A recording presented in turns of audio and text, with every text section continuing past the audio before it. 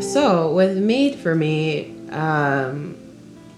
I had initially started out writing the lyrics, and I was thinking about what it would be like to like hold my first child and like the love that you have there, and that kind of inspired the song, which has now I think taken on a different meaning now. But I had written the first verse and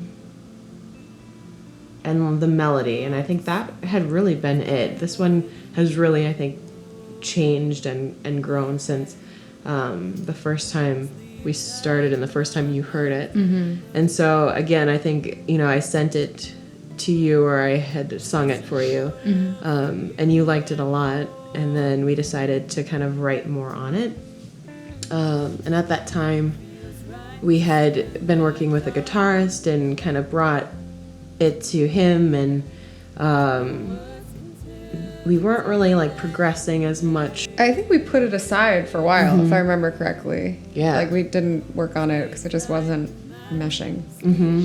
For months. Yeah. But we did know, like Bethany and I knew the direction of how we wanted it to go. We wanted it to be kind of softer in the beginning and gentle, and like build to something that was kind of really high energy and had this pulse at the end of it. And so I don't think it wasn't really until Martin joined that we kind of like pieced everything together. And Martin's amazing at like taking our ideas and our melodies and like being like, well, what if you did this chord? Or, you know, I kind of hear this, and it somehow, I honestly, like, I think we worked on it for one songwriting session and it like came together.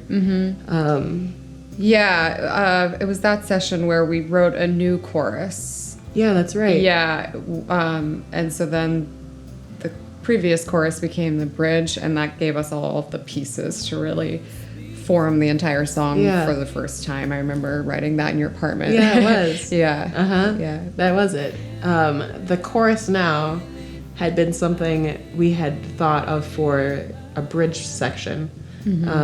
And then we moved it around to the chorus, and then you added kind of the oohs and the harmonies. And then when we recorded it, because you know, obviously when you're writing something, like you hear what you want the song to be in your head.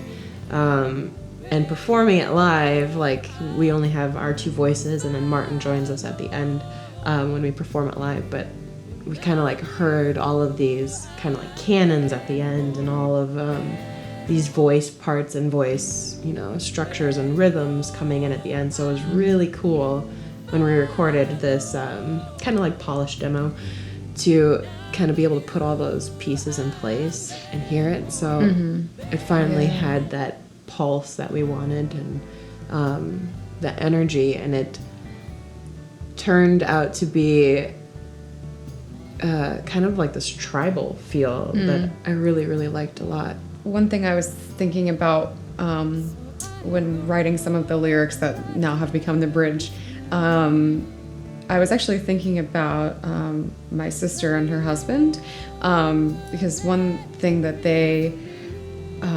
that's been important to their relationship is this like symbol or image of a tree. And so I was thinking about that when I was writing, and how to the song that started out as a lullaby and sort of turned into a love song, how to use that image of a tree in symbolizing love. And so the lyrics ended up being so we'll grow from the roots of our love like a tree.